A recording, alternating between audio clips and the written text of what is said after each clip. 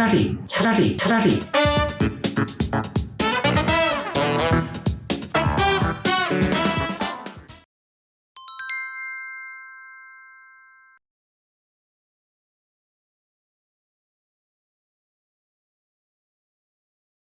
가장 중요한 포인트는 뭐냐면 인간 생명을 인간 배아를 파괴시키는 과정을 거치지 않으면 아이를 얻을 수 없다는 점.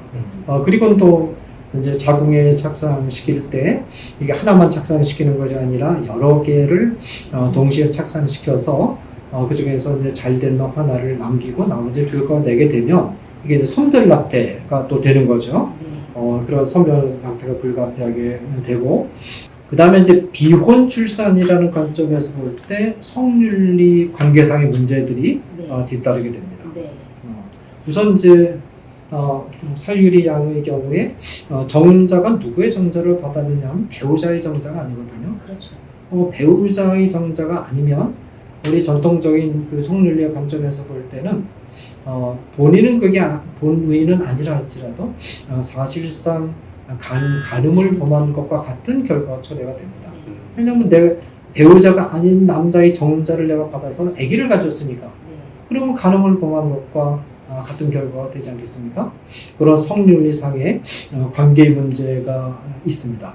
나타나고, 자, 그 다음에 이제 또 한 가지 중요한 것은 뭐냐면, 지금 이렇게 이제 이런 과정을 통해서 아기를 갖게 되면 지금 뭐가 결여되어 있느냐면, 원래 이제 아기라는 것은 남자와 여자가 만나서 또 사랑을 하고 많은 인격적 대화도 하고 그러면서 굉장히 많은 그 스토리들이 형성이 되지 않습니까? 네. 그런 스토리 안에서 아기가 태어나는 겁니다. 그렇게 태어난 아기는 태어나면서 굉장히 그 따뜻하고 역동적인 사랑의 이야기를 배경으로 갖게 되는 거예요. 그러면서 점점 자라면서 엄마 나를 어떻게 낳았어?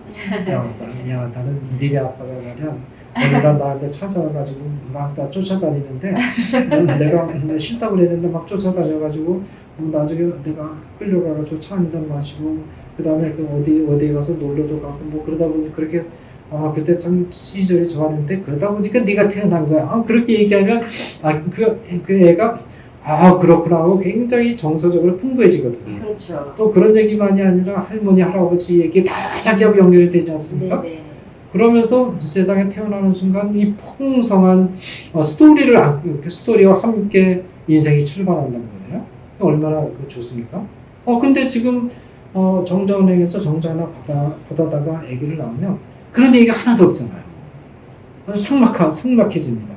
넌 정자은행에서 데려왔어. 그게 뭐냐면 다리 밑에서 주워낸 얘기가 현실이 되는 거죠. 그런 얘기를 할 수가 없어지는 겁니다. 애가 태어나가지고 내가 어떻게 태어났어? 그리고 물어보면 할 말이 없는 거예요. 그렇다고 해서 너는 말이야 저 은행에 가서 네 아버지가 누군지 모르는데 은행에서 정자를 내가 가져왔어. 그 얘기를 어떻게 해줍니까? 그렇죠. 그러니까 그 풍성한 이야기를 하지 못하게 된다. 그러면 아이가 자라면서 굉장히 정서적인 가치, 그 풍성한 가치를 얻을 수 없게 된다. 그러면 물론 이제 여성의 가계적으로는 내 어머니가 누구였고 아버지가 누구였고 나는 이런 생활을 했고 그런 얘기 할 수 있겠죠. 그건 반쪽이죠. 나머지 반쪽은 아예 존재 자체가 없는 겁니다.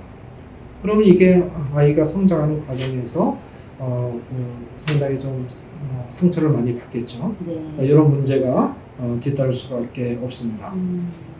자, 그리고 또 이제 실제로 사유리 양의 경우에 정자은행에서 정자를 받아보지 않았습니까? 네. 근데 정자를 그 정자 기증자가 한 마리만 기증했겠습니까? 그렇지 않죠. 그렇죠. 정자 기증할 때 한 몇백 마리 아니면 한 번 사정하고 다 기증할 수도 있어요. 그럼 몇억 마리가 들어가는 건데 그중에서 이제 하나를 갖다가 내가 말하자면 임신을 했단 말입니다. 예기치 않은 문제가 발생할 수 있고 실제로 그런 문제가 발생을 했습니다. 이스라엘에서 어떤 청년 남녀가 만나서 사랑을 하고 네. 이제 결혼식을 하게 됐습니다. 네. 결혼을 올리게 되는데 결혼식을 올리기 전에 음. 우리 건강 검진 한번 받아보자. 음. 그래서 건강 검진을 받아서 받는 과정에서 요즘에는 유전자 검사도 좀 하지 않겠습니까? 네. 유전자 검사를 해보니까 너는 남매다, 이게 이복 남매다, 그렇게 확인이 된 거예요. 그래서 왜 그런가 해서 이제 깜짝 놀라서 알아봤더니 그 여자도 정자은행에서 정자를 기증받아가지고 시험관 수정을 통해서 태어났고, 남자도 바로 같은 정자은행에서 시험관 수정을 정자를 받아가지고 시험관 수정을 통해서 아기 태어났는데 그 정자가 같은 남자의 정자였다라는 거예요. 그래가지고 나중에 이제 우리는 이복 남매네, 우리나라 드라마에서 자주 사용되고 있는 출생의 비밀, 출생의 비밀이 밝혀진 겁니다. 세상에. 이복 남매. 그러니까 이복 남매한테 어떻게 결혼하느냐, 이런 사례가 실제로 있었습니다. 그런 관계상의 문제, 그런 관계상의 문제가 실제로 나타날 수가 있고요. 그리고 또 이제 이게 이런 비배우자간 수정을 통한 출산이 한번 허용이 되면 이것이 미끄러운 경사면 논증의 길을 따라서 네. 창조 질서를 교란하는 왜곡된 그런 출산의 길이 활짝 열리게 됩니다. 여기서 끝나는 것이 아니라 이 비슷한 방법도 많이 응용하는 방법들이 많이 있거든요. 네. 응용하는 방법이 굉장히 많이 등장할 수 있습니다. 그러면 이 하나님께서 정하신 창조 질서가 교란이 되는 거죠. 이제 가장 가까운 길은 뭐냐면 레즈비언들이 네. 그 아이를 출산해서 네. 키우는 길이 열리는 거죠. 네. 레즈비언으로 살고 있는데 아기를 키우고 싶다. 그러면 정자가 받아다가 그렇죠. 그 남편 역할을 하는 여자도 임신할 수 있고, 네. 여자 역할을 하는 엄마 역할을 하는 아내 역할을 하는 여자도 임신할 수 있고, 그럼 이가 남편 역할을 하는 여자에게도 A가 태어나고, 여자 역할을 하는 아내 역할을 하는 여자에게도 A가 태어나고, 그러면 가족 관계가 뒤죽박죽이 되는 거예요. 그렇죠. 이런 사태가 충분히 예견될 수, 기술적으로 얼마든지 가능합니다. 사유리 재출산이 가능했다는 것은 레즈비안들의 이런 무절제한 출산이 얼마든지 가능하게 되는 뜻이거든요. 그런 문제도 있고, 이는 사실상 여성 동성 혼을 허용하는 고리가 됩니다. 출산까지. 그렇죠. 출산을 허용했는데 결혼을 허용 안 한다. 그건 말이 안 되잖아요. 출산해서 아기까지 키우고 있는데 그것이 허용이 되는데 어떻게 결혼을 안 시켜줍니까? 자, 우리가 아기를 낳아가지고 그 아기를 키우고 있는데 이 아기한테 가정을 만들어줘야 되지 않느냐? 이 아기한테 엄마 아빠가 있어야 되지 않느냐? 그렇게 멜로드라마로 눈물로 호소하면 안 들을 수가 없어요. 그럼 여성 동성은 허용이 되는 거고, 비슷하게 남성 동성 부부의 허용으로도 당연히 이어지겠죠. 그러니까 여성 동성혼을 허용하면서 왜 남성 동성은 허용해주지 않느냐? 그 당연히 논리가 나올 거고, 그렇죠. 남성 동성혼이 허용되면 남성 동성혼도 뭐 대리모를 이용해가지고 네. 아기를 가지는 그런 일이 또 허용이 될 수 있는 거죠. 네. 이런 일이 줄줄이 이렇게 나오기 때문에 말하자면 이것을 한번 입법화가 되면 이런 미끄러운 경사면의 길이 쫙 열리면서 엄청난 결혼 질서상의 혼란이 초래될 수밖에 없다라는 것입니다. 그러니까 사실은 지금 현대 이런 모든 입법의 대우에는 해체주의적인 그런 입장이 도사리고 있고, 그 해체주의라고 할 때는 결국은 이제 기독교적인 성륜을 해체하고, 기독교적인 성륜리가 해체된다는 것은 결국은 성경이 해체된다는 것을 의미합니다. 왜냐하면 성경에서 신자들과 하나님과 신자와의 관계, 하나님과 교회와의 관계를 설명하는 가장 큰 유비가 두 개가 있습니다. 하나는 뭐냐면 부모와 자식 간의 관계. 우리가 하나님을 아버지라고 그러잖아요. 그리고 아버지가 자식에게 갖는 그런 여러 가지 마음 안에 하나님의 마음이 아주 잘 담겨 있기 때문에 이 부모와 자식 간의 관계를 하나님과 하나님의 백성과의 관계를 설명한 유비를 사용하는 거거든요. 또 하나의 유비가 이 결혼의 유비입니다. 이 결혼은 뭐냐면 남편과 아내와의 관계, 네. 남편이 아내에 대해서 가지는 이런 마음이라든지 그런 위치가 그리스도가 성도들에게 가지는 위치를 설명하는데 굉장히 큰 도움이 되기 때문에 네. 이 결혼 관계가 유비로 사용되는데 만약에 비혼출산이 사용되면 이게 다 무너지는 겁니다. 의미가 없어지는 두 거예요. 가지가 다 무너져. 그리고 그 비혼출산이 법적으로 허용돼서 보편화된 사회 안에서 결혼 남자와 여자가 많이 만나서 결혼하는 결혼 유비를 이용해서 그리스도와 하나님 백성들과의 관계를 설명할 수가 없는 겁니다. 네. 청중들 가운데 레즈비언이 앉아 있는데 그리스도와 성도들과의 관계를 설명하면서 남자와 여자와의 결혼 비율을 얘기하게 되면 레즈비언들이 우리는 뭐냐? 우리는 그 소외시키는 거냐? 네. 우리는 그 왕따시키는 거냐? 그렇게 하게 할 거 아니겠어요? 그러면 레즈비언들이 섞여 있는 자리에서 그 얘기를 못 하게 되는 겁니다. 그리고 그 얘기를 자꾸 하면 안 되겠다. 이 법을 만들어서 이걸 막아야 되겠다.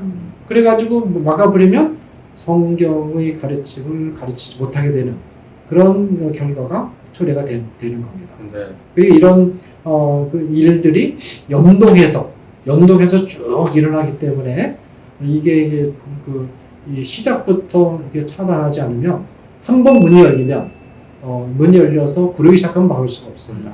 그러니까 그 초동 단계에서 이것을 철저하게 항의 운동 등을 통해서 이걸 막아야지. 그렇지 않으면 결국은 결혼 질서를 해체하고 이게 그 법이라는 게 뭐냐면 이 강제력을 가지고 있기 때문에 사실 네. 굉장히 막강한 겁니다. 네. 강제를 가지고 법이 제정되면 그 법에 준하는 사회 간섭이 금방 보편화가 됩니다. 그렇죠. 보편화가 돼서 이게 이제 어려운 상황이지만 그러나 우리가 할 수 있는 한 최선을 다해서 이런 법의 제정을 막아야 된다는 것입니다.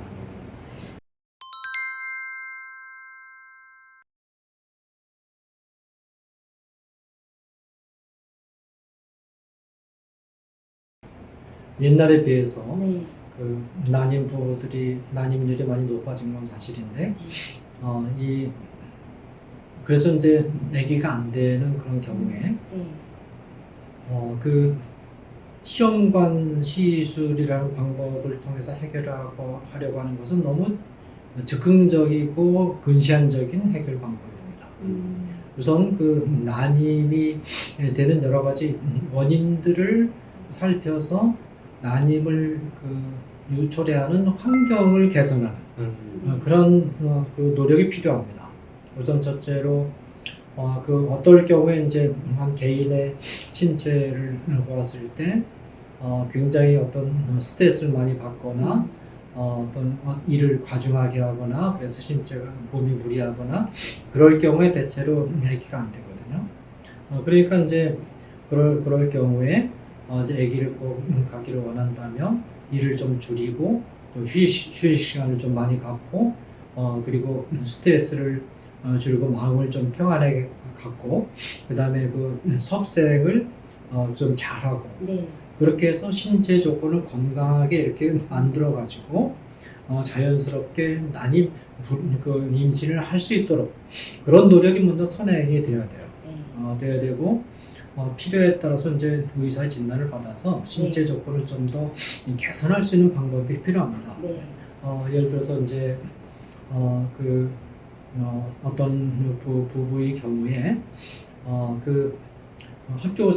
같이 부부가 학교 다니는데 같이 학교 다니다 보니까 스트레스를 계속 긴장을 많이 받아가지고 말하자면 아기가 안 되는 거예요. 네. 이제 학교를 졸업을 하고 네. 그 부분이 이제 해결이 되고 그 다음에 이제 그 몸을 좀 말하자면 이렇게 체질을 강화시키기 위해서 예를 들면 한약이라든지 그런 걸 지어서 먹고 네. 그러니까 A가 됐습니다. 된 경우가 있어요. 그래서 이런 문제를 너무 테크니컬한 방법으로 즉흥적으로 해서 해결하려고 하면 안 되고 좀 시간이 걸려도 네. 좀 근원적으로 해결하려는 그런 노력이 필요합니다. 네. 그래서 스트레스를 줄이고 그 다음에 운동도 좀 많이 하고 네. 그 다음에 일도 좀 줄이고 마음을 편하게 해갖고 이런 것이 말하자면 난임을 해결한 가장 중요한 방법이에요. 그리고 이제 생활 방식을 좀 줄이고 난임을 초래하는 원인 가운데 하나가 여러 가지 인공 화학 물질들을 네. 너무 많이 사용하는 거, 그렇죠. 페트병이라든지 종이컵, 종이 코팅된 종이컵이라든지 플라스틱 재질이라든지 이런 것들을 너무 편리하다고 해서 많이 쓰게 되면 환경 호르몬이 많이 나오고 그러면서 그것 때문에 불이익이 될 수 있거든요. 그래서 환경을 개선하고 체질을 개선하는 이런 근원적인 방법으로 이 불이 문제를 해결하려고 해야지 윤리적으로 상당히 심각한 문제가 많은 시험관 수정의 방법을 너무 빨리 이렇게 사용해서 적극적으로 해결하려고 하는 것은 바람직한 방법이 못 되고 네. 국가도 마찬가지입니다. 지금 이 시험관 수정 방식을 이게 편하거든요.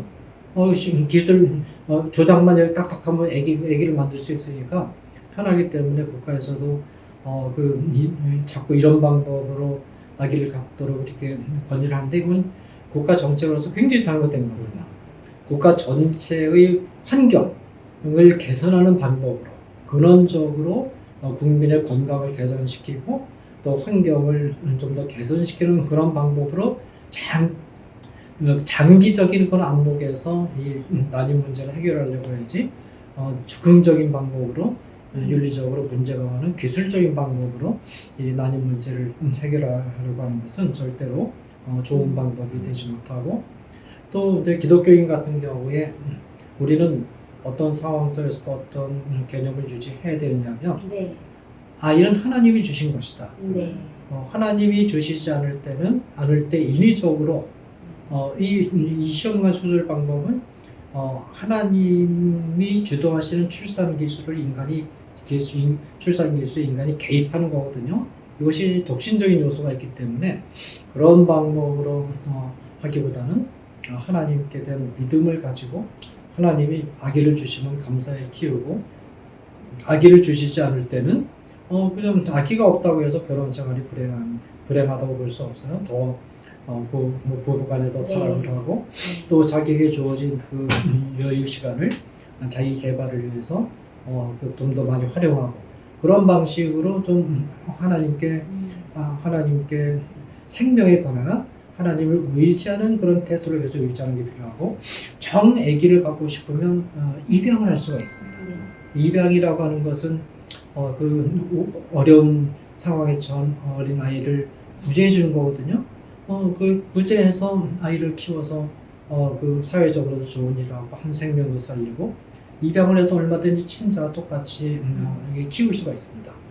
그런 방법으로 가능한 한 우리가 인간 생명을 파괴하는 윤리적으로 상당히 심각한 문제가 있는 그런 아기를 갖는 방법을 피해가야지 이게 편리하다고 해서 그냥 덥석덥석 이런 방법을 사용하는 거는 바람직하지 않고 자 그러면 어쨌든 시험관 수정에 이렇게 문제가 있는데 시험관 수정으로 태어난 아기는 그러면 어떻게 되느냐 너는 시험관 수정이라는 문제가 있는 방법으로 태어났으니까 너 저리 나가라 그럴 수 없잖아요. 시험관 수정 예를 들어서 우리가 혼외 정사를 통해서 사생아가 태어났다 해도 일단 태어난 그 아이는 영혼을 가진 살아있는 인간 생명체이기 때문에 일단 태어난 이상 우리가 굉장히 소중하게 여기고 키워야 됩니다. 물론 이제 우리가 인간 복제를 해서 안 되지만은 복제 인간이 만일 태어났다. 복제 인간이 태어나는 과정은 잘못된 거지만 인간이 태어난 이상 우리는 말하자면 살아있는 인간으로 존중하고 대우를 해줘야 됩니다. 마찬가지로 시험관 수정을 통해서 아이가 태어났을 경우에 일단 태어난 아기는 어떻게 태어났든 살아있는 영혼을 가진 살아있는 인간으로 대우를 해야 됩니다. 그리고 제 주변에 있는 시험관 수정을 통해서 태어난 두 가정의 경우도 자라서 다 지금 대학생이 될 나이까지 자랐고 그리고 굉장히 신앙생활도 열심히 하고 또 굉장히 교인으로서 매년 아끼고 이렇게 살아가고 있거든요. 그러나 혼외 정사를 통해서 사생아가 태어났는데 사생아를 우리가 보통 정상적인 방법으로 태어난 아이와 똑같이 대우해주고 사랑하고 아껴야 되지만 그렇다고 해서 우리가 혼외 정서를 정당화시킬 수 없는 겁니다. 혼외 정서가 틀렸다는 것은 계속 얘기해야 되는 거예요. 얘기하면서 그러나 그 혼외 정서를 태어난 아기를 우리가 인간으로서 존중하고 끝까지 아껴야 된다. 마찬가지입니다. 시험과 수정을 통해서 아이가 태어났을 경우에 우리가 끝까지 아껴야 됩니다. 전 인간으로 존중하기 그렇지만 시험관 수정이 잘못된 시술이다. 이 이야기는 계속 해야 됩니다. 양심에 좀 가책이 좀 불편해도 이 이야기를 해야 됩니다. 이런 사람이 많으니까 그 사람들 듣기가 불편하고 그 사람들이 편하지 않을 테니까 얘기하지 말라. 이런 식으로 만약에 하나씩 이야기하기를 중단하기 시작하면 아무 말도 나중에 기독교 윤리에서 목사들 교회에서 이야기할 수 없게 됩니다. 그래서 그런 관점에서 이제 보는 것이 필요하겠고, 물론 이제 기술이 점점 개발이 돼가지고 배아를 하나의 배아만 딱 생성시켜서 이렇게 인공 시험과 수정을 하는 그런 날이 오겠죠. 그 배아를 적게 파괴시킨다. 이 적게라는 말이 문제입니다.